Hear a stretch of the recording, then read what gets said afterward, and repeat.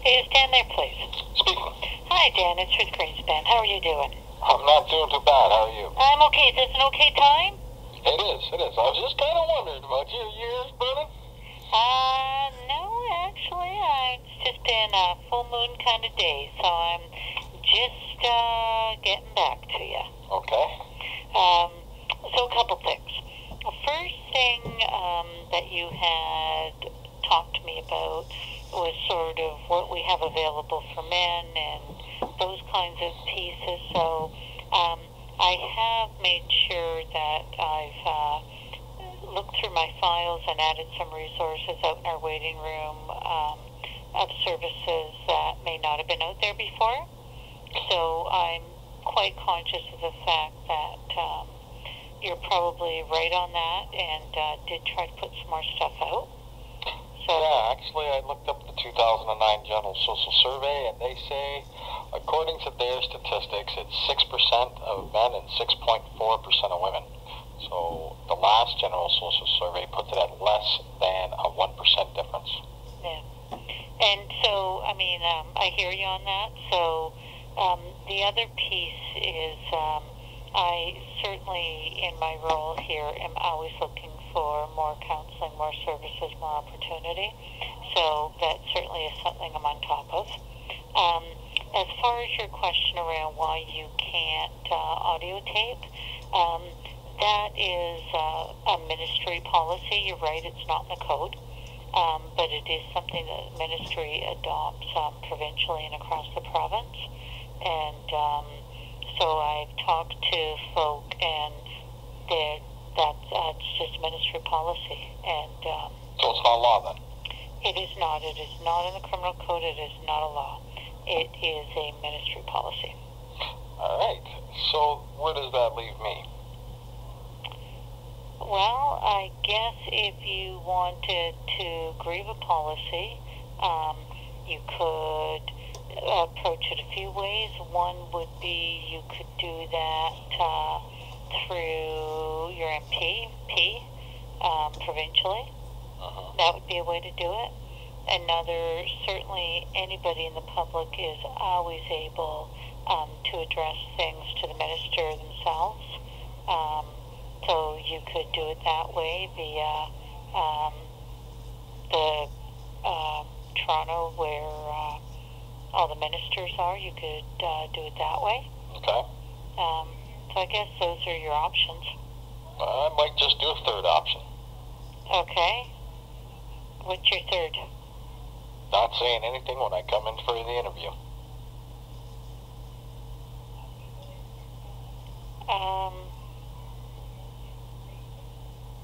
I don't get that one. Well, if I can't record, then I'm not going to say anything. So I would come in for the interview, and I would sit there silent, and then leave. Not answer one question. I mean, that's going to certainly be something that Ashley will have to be addressing with you, right? Around Ruth, reporting. yeah, I'm just a little more than angry about this stuff, and I'm tired of the government, jackbooting all over my rights and everybody else's rights. I can't stop you, Dan, but I can just tell you, certainly isn't, the other two options are what I would give you.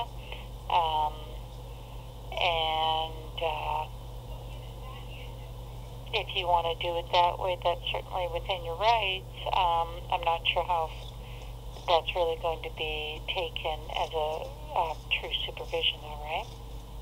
Well, yeah, but I've already done a 14-day hunger strike in jail, and that really didn't bother me. And if I need to, I will turn it into a Bobby Sands situation.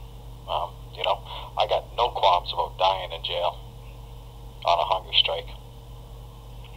Well, I would hate to see that. I understand your position. You're not exactly the top of the ladder. Absolutely, yeah. And I appreciate you getting back to me and being honest with me. But when it has been my experience that the government doesn't really tend to listen to letters. Okay? I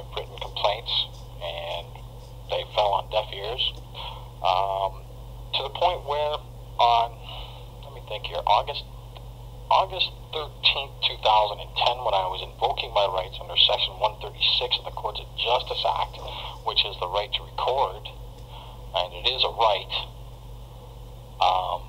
the Gestapo boys down at the courthouse confiscated my whole briefcase and expected me to make an argument before Justice of the Peace Lillian R. Ross on this issue.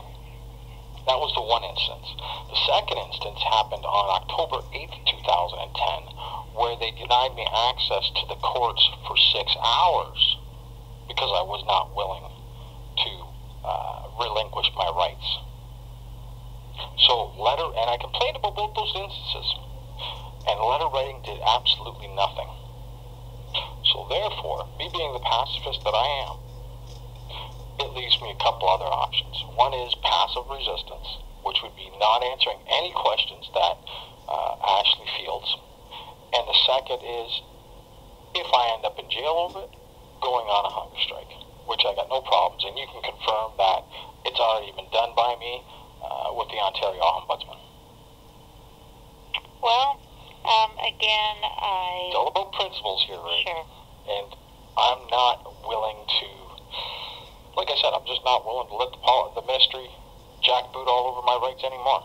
They've already they've already been discriminatory in their actions and their words and their actions towards me. Multiple crimes committed by a woman against a man, and despite the fact that we have a zero tolerance policy, they did nothing about it. And that's your ministry, and I understand it's not you yourself, okay, but it is your ministry, the ministry you work for, okay? And they did nothing about it.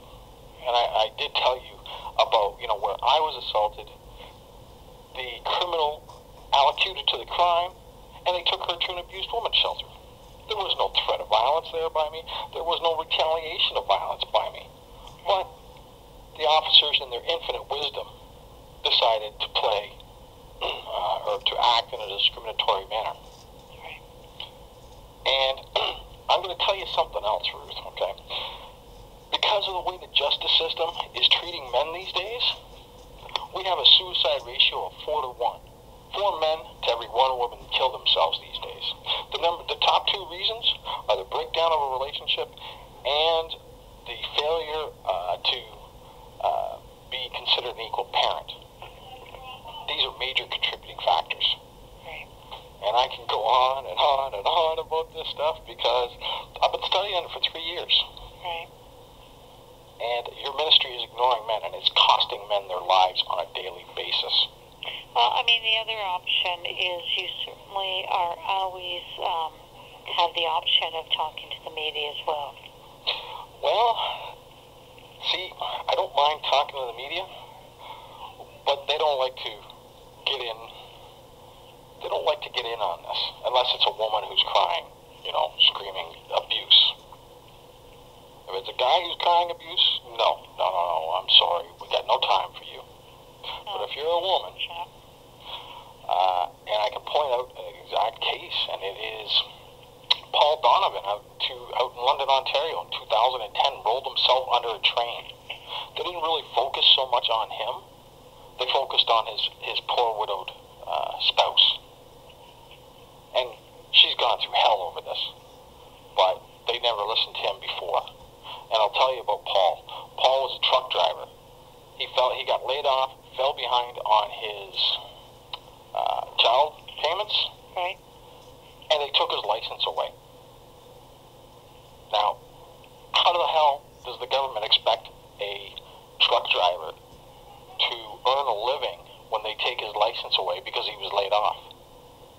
Debtor's prison, as far as I know, was outlawed early 1900s, except for if you're a man. I can tell you another case, Rob Goodenough, out of Barrie, Ontario. His ex-wife owes him $77,000. She ain't in jail because she's a woman. And Ruth, this is really where the rubber meets the road. It's that we have a discriminatory justice system where women are given the pass and men are, actually I'm going to rephrase that, where men and women are held to different standards despite what the law says. Okay, despite with the sacrosanct, the highest law in the land says, no discrimination. And yet it's being engaged in actively by the Ontario government, by the Alberta government. I can say that one for sure too, because I talked to Earl Silverman, the man who runs the only abuse shelter in Canada and doesn't receive dime one funding for it. Yeah, there's lots of other issues. And really, the way that Daddy Dalton and his ministers are treating men is deplorable, and it is a major factor in the suicide rates. I hear you. Well, and I mean, we've sort of gone through the options, and I hear what you're saying. I can't change our system for you, unfortunately. Again, I can only do the piece that I can do. You followed up on you know, you said you'd get back to me. You followed up on, you know, you gave me, well, you didn't give me your word. I took you at your word. But you said you'd follow up. You gave me a call back, and I'm appreciative of that, you know, in of itself. I got respect for you for that. But as far as those further up the food, the food chain, yeah, it's going to be. I'm going to make it a point of my life to make sure that they're exposed for the fraud that they are.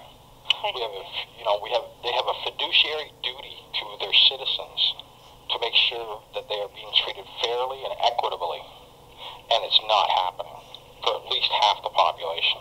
I hear you on that. Well, if I'm around when you're in next, I will meet you then. Okay. Okay, take care. You too, Ruth. Bye-bye.